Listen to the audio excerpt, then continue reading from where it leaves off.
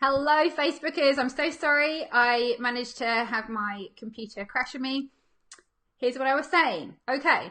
Fact. Brides, they don't look at your website to see your work. That's what, now social media is for. That's where they're looking for your work. The only reason why brides go to your website is to check out your price list, is to make sure that you are genuine, and probably even just to check your location, your address, to see whereabouts you are. So if you want to have a working website, you need three core elements. The first thing is that you need 3 key pages. You need an email service provider integrated into your website, and I'll talk about that in a sec. And you need some kind of social proof. So here's what I mean by that. You need 3 kind of key pages to attract brides when it comes to your website. So you're going to need your home page, which needs to be designed in order to tell brides kind of who you are and how you can help that particular bride. For those of you who were on my boot camp, or you've been working with me inside of Bridal Business School now, Become a Bride Magnet training program, we've been working on our brand messages. This is where you tell them the brand message on the front page of your website. You tell them exactly who you are and how you help your specific individual bride, your boho, your classic, natural brides, etc. You should as well, the second key page that you need to have is what's called a landing page or an opt-in page. You need somewhere where you can capture brides' information. Now, this is the brides who kind of want to connect with you, but they're not quite ready for a quote yet. So we need to have what's called a landing page or a opt-in page where they can perhaps, you can give them some kind of incentive to give away their email address. We want them to get onto our email list. And the third page you need is your services stroke price list. Put your prices on your website, put your price on your website. Put your prices on your website. So many times I get asked, I keep getting all these people, I get brides that inquire, but they never go any further than that, or I give them my price list and then I never hear from them again. It's because they couldn't afford you in the first place. Use your website as a filter. Filter out the brides that have got no intention or can't afford your services. Filter them out. Even if you have something like prices starting from or packages starting from, give a roundabout price list, because if they look at that price list and go, whoa, there's nothing I can do there, they can't afford that price, then they're not going to contact you guys in the first place. They're not going to waste your time. So hello, Katie. Welcome to my live stream. We're talking about websites today, the do's and don'ts of websites. So if you have a contact information form that has the details of your price list and a place where your brides can submit their details to you through that kind of price list, you'll know that those brides that are genuinely going onto your website, that are genuinely requesting quotes, they've already seen your prices. So they know that when you email them back with their quote, they're not going to be shocked or surprised. So they're going to be the brides that are more likely to book with you without having your prices. It's really frustrating. Even when you go, I find it frustrating going to any website and going, well, how much do they charge? And then what do? You've lost them, because it's another reason why brides don't contact you, is because they're thinking to themselves, I don't even know, maybe it's because I can't afford them. We have that mental block when it comes to pricing, that if something's not on the website, it's probably too expensive. Right? It's probably something that we can't afford. And that's what brides are thinking. So you've got 2 ways of looking at this. One, they're not going to inquire because they're not really sure how much you charge. They're probably thinking, well, they're going to be way out of my price league. Or second of all, you've got all these people inquiring. And the fact is that they've got no intention of booking you because they could never afford you in the first place. So put your prices on your website. So those 3 key pages that you need for the website was your home page, where you're going to tell them exactly how you help them and exactly what you do. You're going to have a landing page, which is going to be something that is going to entice brides to give you their name and email in order to give them some kind of an exchange of information. Inside of my Become a Bride Magnet training program, we actually go through this and I give you examples of what we do, the things that we provide to our brides in order to entice them to part with their name and email and get them on our email list. And then I talk about how we nurture them and look after those brides until they are ready to make that connection and to actually get that quote through to us. So we need a landing page, and then we need our services stroke price list page. You have to have that services price list page. Okay, so the second element I said when it comes to websites is that we need to have what is known as an email service provider integrated within our website. Now, for those of you that use Wix, some of you may be using, good morning Laura, some of you may be using Wix or Wix Shoutout as your email provider, which is okay. I would be tempted to kind of get off of Wix and integrate with something like MailChimp or ActiveCampaign, or I use Drip. The best one to use probably would be MailChimp because it's free for something up to 1,000 subscribers. The other thing with an email service provider, so this isn't Google, like Gmail, this isn't Gmail, this isn't Hotmail. This is a dedicated company that stores all your email addresses and then allows you to send bulk emails out. So if you try to do this, if you try to manage your bridal inbox just within your personal email, you can become overwhelmed, etc. So there can be so many brides emailing you, you're asking too many questions. The best thing to do is to get those initial emails, those first contacts, those contacts where they give you their name and email for this exchange of information that we just talked about there on the landing page, or the contact forms for filling out to get a quote from you. Those things can be handled by your email service provider. And what those email service providers do is that they work 24/7 for you. So what you can do is you can set up an automatic response that the minute a bride submits their form, their details that they want to get a quote from you, your email service provider is set up by you, but you set it up once and then it does this 24 hours, 7 days a week. The minute a bride contacts you, it automatically sends them an email saying, thank you so much, I look forward to working with you, bear with me while I produce your quote. Having an email service provider that does that for you.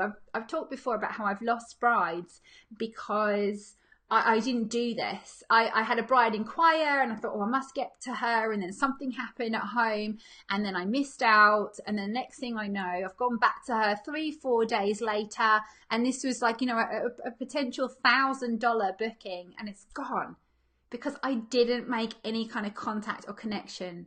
And yet if I'd had this set up where the minute she sent me that email, the minute she sent me her contact details to request a quote, that my email service provider just automatically triggered an email and says, give me 24-48 hours and I'll be back with you. She may have waited. She may have waited for my quote and I could have scored that booking. So an email service provider is going to be something that you really need to look into. I have talked about this in the past before. You can go back and if you're in my private Facebook group, Dawn's Bridal Army Community, you might find some old videos if you scroll through. But we have talked about email service providers before. I've also done some training on MailChimp and how to set up your own MailChimp account. You can go onto my YouTube channel and I can put a link. I'll put a link in the comments box below for those of you on Facebook. But I've talked about how to set up inside of MailChimp as well. So I've got videos on that so you guys can follow that. Now the third key element of having a successful website is going to be social proof.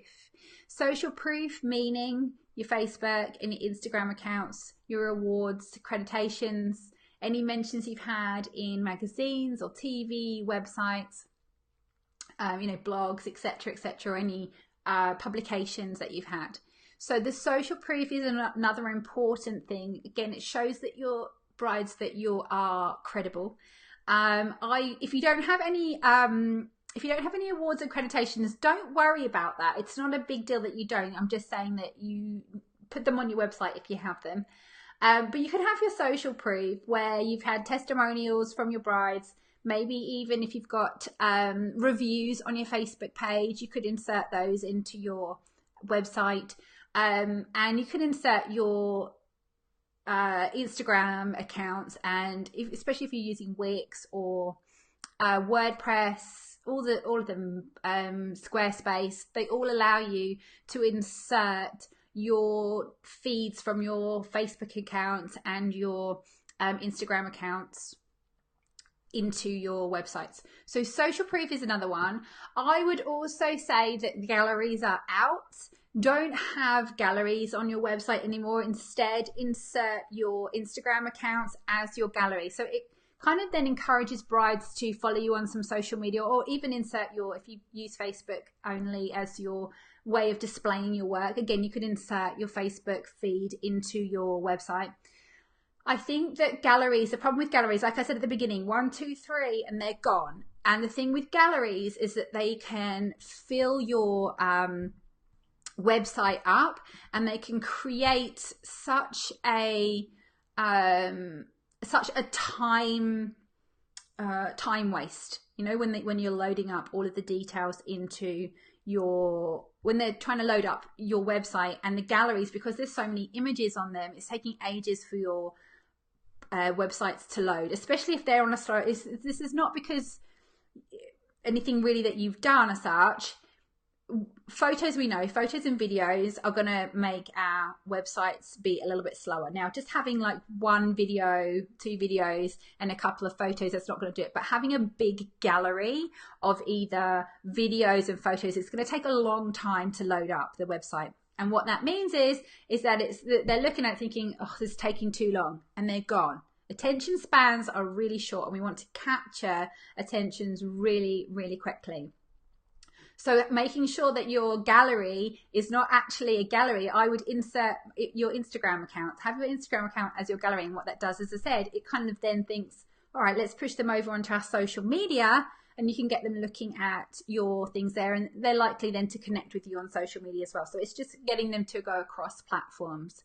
But guys, I hope that I've brought home to you how important it is to have a website. You have to have a website, and there's, like I said before, you know, you can have the most beautiful, well-written, prettiest website, but if it's not attracting you brides, it's not doing you any favors.